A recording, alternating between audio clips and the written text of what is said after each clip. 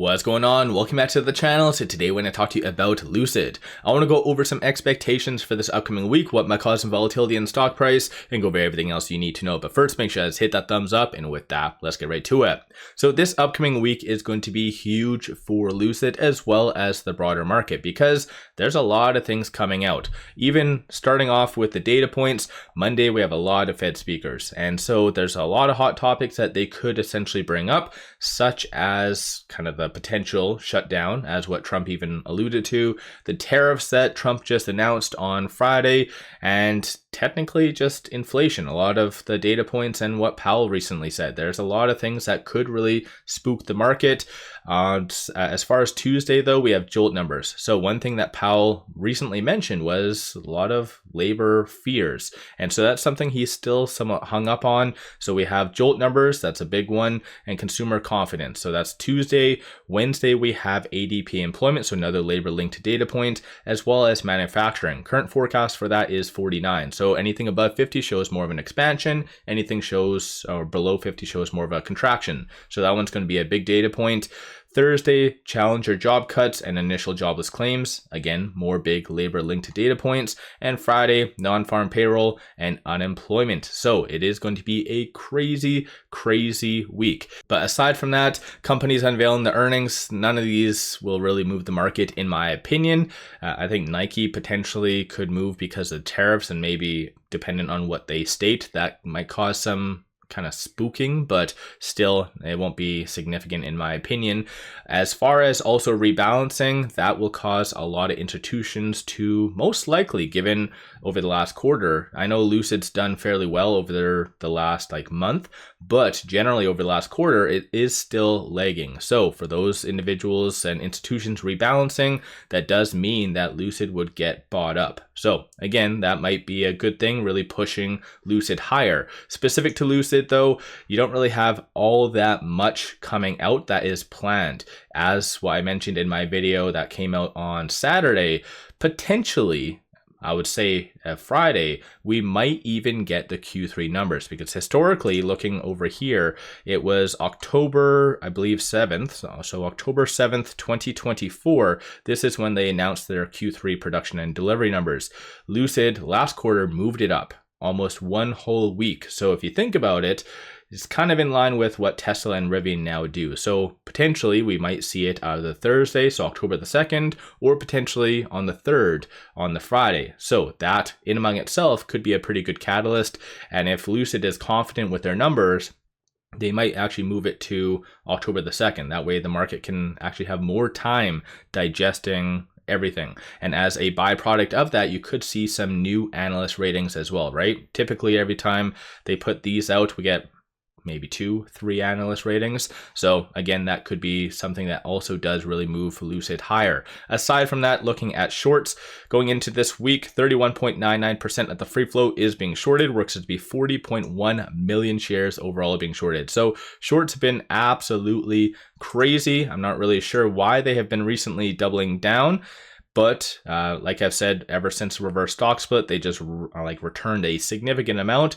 Then after it hit the bottom of 1550 or whatever happened there, you have shorts starting to increase. So crazy stuff. Ultimately, our all-time high short interest is sitting at 33.41. So pretty much inches away from where we are at right now. So anticipate shorts to be fairly active. Looking at the options from a bull standpoint, you see a consensus for it to be kind of roughly around that $25 range by the end of this week. And then the bears are anticipating for it to be not really much going on, I guess sub $22, so a little bit more of a pull lower.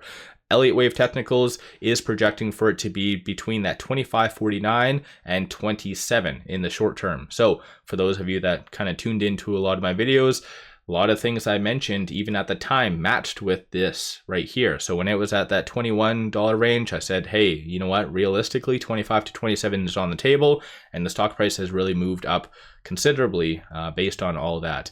As far as going back over to the options for 1 second, so looking at the open interest for this upcoming week, you don't really see any crazy walls, with it closing exactly at right over here, 23.96. That does mean that the 24 and above strike prices expire worthless. So you won't be seeing any gamma squeeze or any pop first thing come Monday. But aside from that, with it at 23.96, it is trading between this R2 and this R1. So 23.42 is going to be a strong support, followed by 21.45, and then 24.63 followed by 26.60 is going to be the next strong target / resistance points.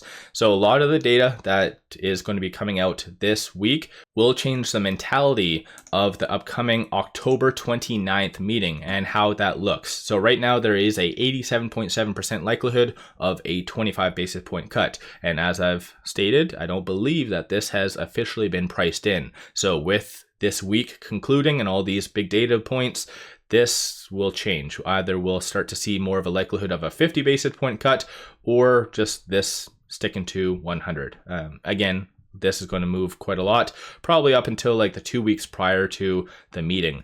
Aside from all of that though, quickly popping over here. So as of, it looks like on September the 25th, that was the second consecutive day of it closing, or sorry, I guess Friday, of it closing above the 50-day moving average. And historically, we know what that means. That means very nice momentum, continued momentum, and anywhere from roughly like 30% to even 35% on average of a nice run. You can kind of even just extend this a little bit further and see this blue line right here. Every time Lucid does break above it, you go on a very nice run, as you can kind of see. So I think just right now, there's just a lot of fear that's really been kind of keeping Lucid a little bit lower, a lot of volatility, but it is just a matter of time before Lucid does go through one of these nice breakouts. So potentially that could be coming out, even more so with their upcoming Q3 numbers.